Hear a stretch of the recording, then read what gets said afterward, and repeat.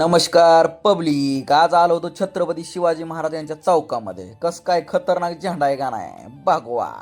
मग मस्त गेला का. आज इतकी गर्दी होती ना. आज बाजार दिवस होता, संक्रांतीचा बाजार.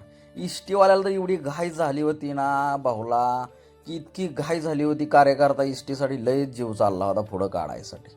मग पुढं निघून मस्त बाहेर यायचा प्रयत्न चालू होता. एवढी गर्दी होती ना, इतकी की सांगायलाच नको. मग निघालो ना बाहेर निघाल्यानंतर आपलं मस्त ऑफिस बंद करून घराकडे निघालो होतो. घराकडे निघताना एवढं दामानी चाललो होतो ना भावांनो.